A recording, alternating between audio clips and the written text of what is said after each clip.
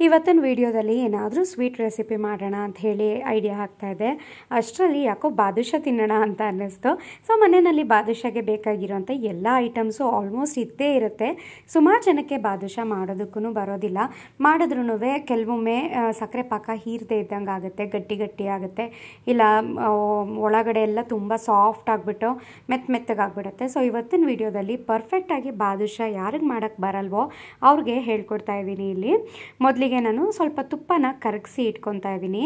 ಇದನ್ನು ಕರಗಿಸಿರುವಂಥ ತುಪ್ಪ 1/4 ಕಪ್ ಆಗೋಷ್ಟು ಅಳತೆ ಮಾಡಿ ಒಂದು ಮಿಕ್ಸಿಂಗ್ ಬೌಲ್ನಲ್ಲಿ ಹಾಕ್ಕೋಬೇಕು. ಕರಗಿರೋ ಅಂಥ ತುಪ್ಪ ಇದ್ದರೆ ಡೈರೆಕ್ಟಾಗಿಯೇ ಹಾಕ್ಕೊಳ್ಳಿ. ನಮ್ಮ ಮನೆಯಲ್ಲಿ ಸ್ವಲ್ಪ ಮರಳಾಗಿರುತ್ತಲ್ವ ತುಪ್ಪ, ಹಾಗಾಗಿ ನಾನು ಸ್ವಲ್ಪ ಬಿಸಿ ಮಾಡಿಬಿಟ್ಟು ಕರಗಿಸಿ ಕರೆಕ್ಟಾಗಿ ಅಳತೆ ಹಾಕ್ತಾಯಿದ್ದೀನಿ.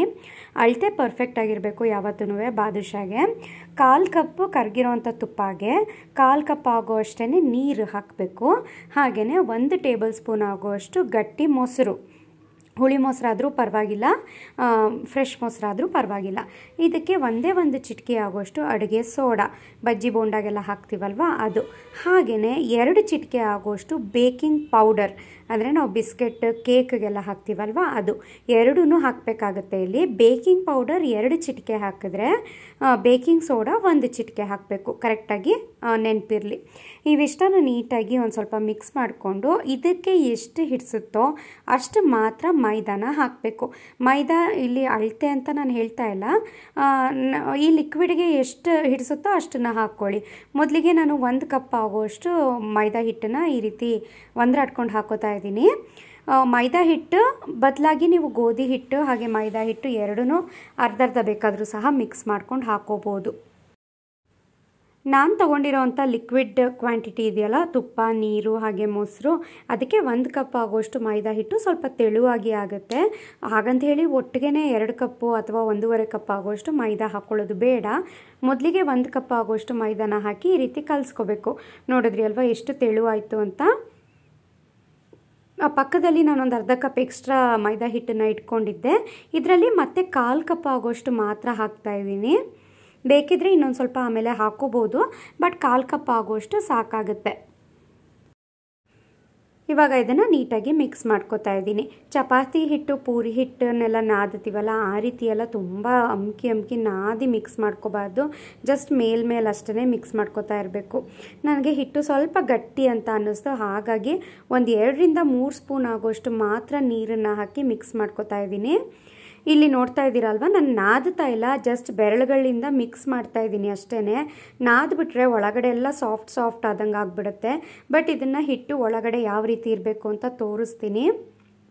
ಈ ನಾವು ಬಿಸ್ಕೆಟ್ ಎಲ್ಲ ಮಾಡಿದಾಗ ಒಳಗಡೆ ಗೂಡ್ ಟೆಕ್ಸ್ಚರ್ ಇರುತ್ತೆ ನೋಡಿ, ಆ ರೀತಿಯಲ್ಲಿ ಇರಬೇಕು ಹಿಟ್ಟು. ನೋಡ್ತಾ ಇದ್ದೀರಲ್ವ ಎಷ್ಟು ಚೆನ್ನಾಗಿ ಗೂಡ್ ಟೆಕ್ಸ್ಚರ್ ಇದೆ ಅಂತ. ಇದನ್ನು ಕಲಸಿದ ತಕ್ಷಣವೇ ಫ್ರೈ ಮಾಡ್ಕೋಬೇಕು.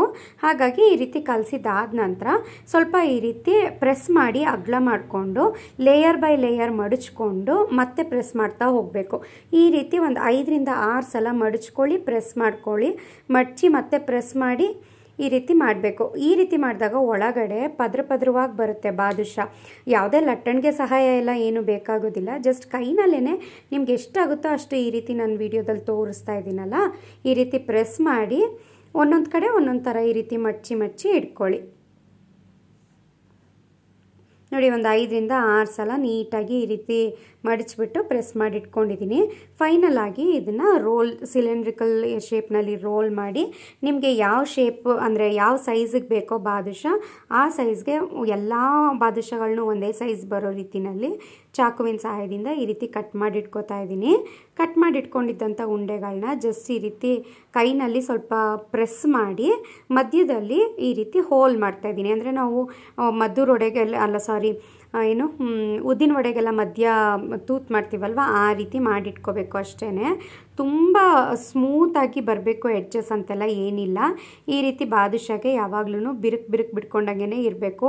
ಆವಾಗಷ್ಟೇ ಎಣ್ಣೆನಕ್ಕೆ ಹಾಕಿದಾಗ ಒಳಗಡೆ ಎಲ್ಲನೂ ಚೆನ್ನಾಗಿ ಫ್ರೈ ಆಗೋದು ಇದು. ಜಾಮೂನ್ಗೆಲ್ಲ ನಾವು ಸ್ಮೂತಾಗಿ ಬರಬೇಕು ಅಂತ ರೋಲ್ ಮಾಡ್ತೀವಿ ನೋಡಿ, ಆ ರೀತಿ ಎಲ್ಲ ಬೇಡ. ಜಸ್ಟ್ ಪ್ರೆಸ್ ಮಾಡಿ ಮಧ್ಯದಲ್ಲಿ ಈ ರೀತಿ ಹೋಲ್ ಮಾಡಿ ಇಟ್ಕೊಳ್ಳಿ. ನಾನು ತೊಗೊಂಡಿದ್ದಂಥ ಮೆಷರ್ಮೆಂಟಲ್ಲಿ ಒಂದು 15ರಿಂದ 20 ಈ ಸೈಜಿಗೆ ಬಾದುಷಗಳಾಗಿವೆ. ಇವಾಗ ಬಾದುಷನ ಫ್ರೈ ಮಾಡೋದಕ್ಕೆ ಇಲ್ಲಿ ಬಾಣಲಿ ಇಡ್ತಾ ಇದ್ದೀನಿ ಒಲೆ ಮೇಲೆ. ಇದಕ್ಕೆ ಸ್ವಲ್ಪ ಎಣ್ಣೆ ಜಾಸ್ತಿನೇ ಹಾಕ್ಕೋಬೇಕು, ಏಕೆಂದರೆ ಒಂದೇ ಬ್ಯಾಚ್ನಲ್ಲಿ ಎಲ್ಲ ಬಾದುಷನೂ ಫ್ರೈ ಮಾಡಿ ಹಾಕೋಬೇಕಾಗುತ್ತೆ ನಾವು. ಹಾಗಾಗಿ ಎಣ್ಣೆ ಬಿಸಿ ಆಗುವಷ್ಟರಲ್ಲಿ ಈ ಕಡೆ ಬಾದುಷಾಗೆ ನಾನು ಸಕ್ಕರೆ ಪಾಕನೂ ಸಹ ರೆಡಿ ಮಾಡಿ ಇಟ್ಕೋತಾ ಇದ್ದೀನಿ. ಸಕ್ಕರೆ ಪಾಕ ಮಾಡಲಿಕ್ಕೆ ಮತ್ತೊಂದು ಪ್ಯಾನ್ ಇಟ್ಟಿದ್ದೀನಿ. 1/4 ಕಪ್ ಆಗೋಷ್ಟು ನಾನು ಮೈದಾ ಹಿಟ್ಟಲ್ಲಿ ಬಾದುಷಗಳನ್ನ ಮಾಡಿಟ್ಕೊಂಡಿದ್ದೀನಲ್ವ, ಅದು ಕರೆಕ್ಟಾಗಿ ಮುಳುಗಬೇಕು. ಮುಳುಗೋ ಅಷ್ಟು ನಮಗೆ ಸಕ್ಕರೆ ಪಾಕ ರೆಡಿ ಆಗಬೇಕು. ಸೊ ಹಾಗಾಗಿ ನಾನಿಲ್ಲಿ 1.5 ಕಪ್ ಆಗೋಷ್ಟು ಸಕ್ಕರೆ ತೊಗೋತಾ ಇದ್ದೀನಿ. ಸಕ್ಕರೆ ಉಪಯೋಗಿಸಲ್ಲ ಅಂದವರು ಬೆಲ್ಲದಲ್ಲೂ ಸಹ ಮಾಡ್ಕೋಬೋದು. ಆದರೆ ನಮ್ಮ ಮನೆಯಲ್ಲಿ ನಾನು ಸಕ್ಕರೆ ಈ ರೀತಿ ಸ್ವೀಟ್ಗಳಿಗೆ ಮಾತ್ರನೇ ಉಪಯೋಗಿಸೋದು. ಹಾಲು, ಕಾಫಿ ಹಾಗೆ ಟೀಗೆಲ್ಲ ಬೆಲ್ಲನೇ ಉಪಯೋಗಿಸೋದು. ಹಾಗಾಗಿ ಈ ರೀತಿ ಸ್ವೀಟ್ಗಾದ್ರೂ ಸಕ್ಕರೆ ಹಾಕೋಣ ಅಂತ ಅಂದ್ಬಿಟ್ಟು ಇಲ್ಲಿ ನಾನು ಸಕ್ಕರೆನಲ್ಲೇ ಬಾದುಷ ಮಾಡ್ತಾಯಿದ್ದೀನಿ. ಒಂದು ಅರ್ಧ ಕಪ್ ಆಗೋಷ್ಟು ನೀರನ್ನು ಹಾಕಿ ಮೊದಲಿಗೆ ಸಕ್ಕರೆನ ಕರಗಲಿಕ್ಕೆ ಇಟ್ಟಿದ್ದೀನಿ. ಆ ಕಡೆ ಎಣ್ಣೆನೂ ಬಿಸಿ ಆಗಬೇಕು, ಹಾಗೆ ಈ ಕಡೆ ಸಕ್ಕರೆ ಪಾಕನೂ ಸಹ ರೆಡಿ ಆಗಬೇಕು. ಅಷ್ಟರಲ್ಲಿ ಸ್ವೀಟ್ ಅಂದಮೇಲೆ ನಮಗೆ ಇಲ್ಲಿ ಇದು ಕಾರ್ಡಮಮ್ ಪೌಡರ್ ಏನಂತೀವಿ ಅದಕ್ಕೆ, ಏಲಕ್ಕಿ ಪೌಡರ್ ಬೇಕಾಗುತ್ತಲ್ವ. ಹಾಗಾಗಿ ಫ್ರೆಶ್ ಆಗಿ ಒಂದು 3 ಏಲಕ್ಕಿನ ಕುಟ್ಟಿ ರೆಡಿ ಮಾಡ್ಕೊತಾ ಇದ್ದೀನಿ. ಮಧ್ಯ ಸಕ್ಕರೆನ ಪಾಕನ ಈ ರೀತಿ ಮಿಕ್ಸ್ ಮಾಡ್ತಾ ಇರಬೇಕು.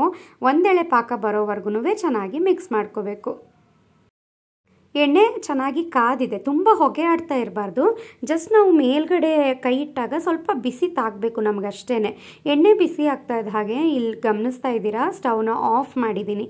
ಎಣ್ಣೆದು ಏನಿದೆಯಲ್ಲ ಅದು ಸ್ಟವ್ನ ಆಫ್ ಮಾಡಿಬಿಟ್ಟು ಆರಿರೋ ಅಂಥ ಸ್ಟವ್ ಮೇಲೆ ಎಣ್ಣೆ ಏನಿಟ್ಟಿದ್ದೀವಲ್ಲ ಅದಕ್ಕೆ ಇವಾಗ ಒಂದೊಂದಾಗಿಯೇ ಬಾದುಷಗಳನ್ನ ಪೂರ್ತಿಯಾಗಿ ಹಾಕೋತಾ ಇದ್ದೀನಿ. ನೋಡಿ, ಒಂದೇ ಬ್ಯಾಚಲ್ಲಿ ಬಾದುಷಗಳನ್ನ ಫ್ರೈ ಮಾಡಬೇಕು. ಹಾಗಾಗಿ ನಾನು ಜಾಸ್ತಿ ಎಣ್ಣೆನ ಹಾಕಿದ್ದೀನಿ. ಇಲ್ಲಿ ಬಾದುಷಗಳು ಅದೇ ಎಣ್ಣೆ ಏನು ಬಿಸಿ ಮಾಡಿಟ್ಕೊಂಡಿದ್ನಲ್ಲ ಅದೇ ಎಣ್ಣೆಯಲ್ಲಿ ಒಂದು ಅರ್ಧ ಭಾಗ ಆಗೋಷ್ಟು ಫ್ರೈ ಆಗಬೇಕು. ಅಲ್ಲಿವರೆಗೆ ಸ್ಟವ್ನ ಆನ್ ಮಾಡಬಾರ್ದು. ಹಾಗೆ ಒಂದೊಂದಾಗಿಯೇ ಬಾದುಷಗಳು ಮೇಲೆ ಬರ್ತಾ ಇರುತ್ತೆ, ಅಲ್ಲಿವರೆಗೆ ನಾವು ಫ್ರೈ ಮಾಡೋಕ್ಕೆ ಬಿಟ್ಬಿಡಬೇಕು ಅದೇ ಆಫ್ನಲ್ಲಿ. ಅಷ್ಟರಲ್ಲಿ ಈ ಕಡೆ ನೋಡಿ ಸಕ್ಕರೆ ಪಾಕ ಸಹ ಒಂದೆಳೆ ಬಂದಿದೆ. ತೋರಿಸ್ತಾ ಇದ್ದೀನಲ್ಲ ವಿಡಿಯೋದಲ್ಲಿ, ನೀಟಾಗಿ ರೀತಿ ಒಂದೆಳೆ ಬರಬೇಕು. ತುಂಬ ಗಟ್ಟಿ ಪಾಕ ಮಾಡ್ಕೊತು ಅಂದರೆ ಬಾದುಷ ಒಳಗಡೆವರೆಗೂ ಸಕ್ಕರೆ ಪಾಕ ಹೋಗಲ್ಲ, ಮೇಲ್ಗಡೆ ಮಾತ್ರ ಸಕ್ಕರೆ ಪಾಕ ಕೋಟ್ ಆಗಿರಂಗೆ ಆಗಿರುತ್ತೆ ಅಷ್ಟೇ. ಇವಾಗ ಫೈನಲ್ ಆಗಿ ಏನು ಏಲಕ್ಕಿ ಪುಡಿ ರೆಡಿ ಮಾಡಿಟ್ಕೊಂಡಿದ್ನಲ್ಲ ಅದನ್ನು ಸಹ ಹಾಕಿಬಿಟ್ಟು ಈ ರೆಡಿ ಮಾಡಿಟ್ಕೊಂಡಿರೋವಂಥ ಸಕ್ಕರೆ ಪಾಕನ ಬೇರೆ ಒಂದು ಬೌಲಿಗೆ ಹಾಕಿ ಲಿಡ್ನ ಕ್ಲೋಸ್ ಮಾಡಿ ಇಡ್ತಾ ಇದ್ದೀನಿ. ಇದು ಸ್ವಲ್ಪ ಬೆಚ್ಚಗಾಗಬೇಕು. ಅಲ್ಲಿವರೆಗೆ ಈ ಕಡೆ ಬಾದುಷಗಳು ನೋಡಿ, ಎಲ್ಲ ಬಾದುಷನೂ ಒಂದೊಂದಾಗಿಯೇ ಎಣ್ಣೆಯಿಂದ ಮೇಲ್ಗಡೆ ತೇಲಿ ಬಂದಿದೆ ಅಲ್ವಾ. ಇವಾಗ ಇಷ್ಟು ಮೇಲ್ ಬಂದ ನಂತರ ಮತ್ತೆ ಸ್ಟವ್ನ ಆನ್ ಮಾಡ್ತಾ ಇದ್ದೀನಿ. ಇಲ್ಲಿವರೆಗೂ ನಾನು ಸ್ಟವ್ ಆಫಲ್ಲೇ ಇಟ್ಟಿದ್ದೆ. ಈ ಪ್ರೊಸೀಜರ್ ತುಂಬಾ ಮೇಯ್ನ್ ಬಾದುಷಗಳು ಮಾಡಬೇಕಾದ್ರೆ. ಇವಾಗ ಪೂರ್ತಿ ಕಂಪ್ಲೀಟಾಗಿ ಲೋ ಫ್ಲೇಮ್ ಮಾಡಿಬಿಟ್ಟು ಹೊಂಬಣ್ಣ ಬರೋವರೆಗೂ ಬಾದುಷನ ಫ್ರೈ ಮಾಡ್ಕೋಬೇಕು. ತುಂಬ ಪೇಷನ್ಸಿಂದ ಫ್ರೈ ಮಾಡಬೇಕಾಗುತ್ತೆ, ಯಾಕೆಂದರೆ ಇದು ಬಾದುಷ ಒಂದು ಬ್ಯಾಚ್ ಫ್ರೈ ಆಗಬೇಕು ಅಂದ್ರೇ ಒಂದು 15ರಿಂದ 20 ನಿಮಿಷ ತಗೊಳ್ಳುತ್ತೆ. ಪೂರ್ತಿ ಲೋ ಫ್ಲೇಮ್ನಲ್ಲೇ ಫ್ರೈ ಮಾಡಬೇಕು ಅಲ್ವಾ.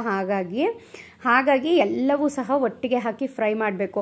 ನೀವು 5 6 ಹಾಕಿ ಮಾಡ್ತೀನಿ ಅಂತ ಅಂದರೆ 5 6 ಬಾದುಷ ಮಾಡೋದಕ್ಕೂ 15 ನಿಮಿಷ ತಗೊಳ್ಳುತ್ತೆ. ಹಾಗಾಗಿ ತುಂಬ ಲೇಟೂ ಆಗುತ್ತೆ. ಅಲ್ಲಿವರೆಗೆ ಸಕ್ಕರೆನೂ ಸಹ ಸಕ್ಕರೆ ಪಾಕ ಏನು ಮಾಡಿರ್ತೀವಲ್ವಾ ಅದು ಸಹ ತಣ್ಣಗಾಗ್ಬಿಟ್ಟಿರುತ್ತೆ.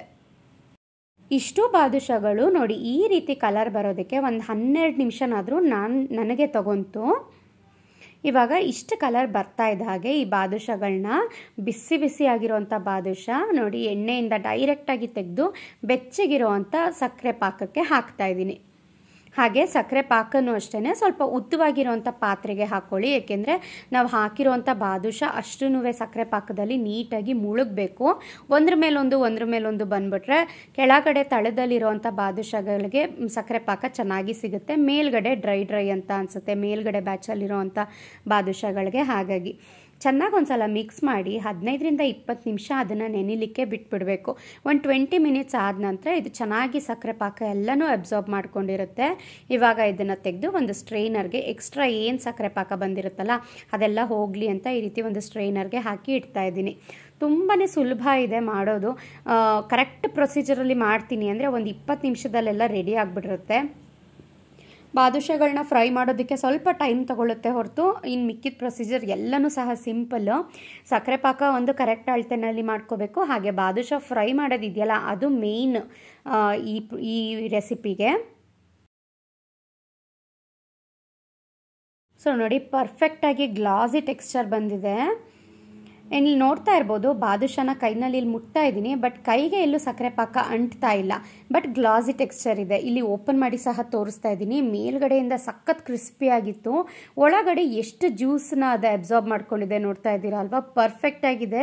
ಮಾಡಿಟ್ಕೊಂಡ್ರೆ ಒಂದ್ಸಲ ಒಂದು 3-4 ದಿನದ ತನಕನೂ ಚೆನ್ನಾಗಿರುತ್ತೆ. ಇದು ಊಟದ ಜೊತೆ ಚೆನ್ನಾಗಿರುತ್ತೆ, ಮಧ್ಯ ಮಧ್ಯ ತಿಂತಾ ಇರೋದಕ್ಕೆ. ನಂತರ ಸ್ವೀಟ್ ಯಾರಿಗೆಲ್ಲ ಇಷ್ಟ ಆಗುತ್ತಲ್ಲ ಅವ್ರಿಗಂತೂ ಸಖತ್ ಇಷ್ಟ ಆಗುತ್ತೆ. ಖಂಡಿತ ಟ್ರೈ ಮಾಡಿ. ನಾನು ಸಿಗ್ತೀನಿ ಮತ್ತೆ ಇನ್ನೊಂದು ರೆಸಿಪಿನಲ್ಲಿ. Thank you.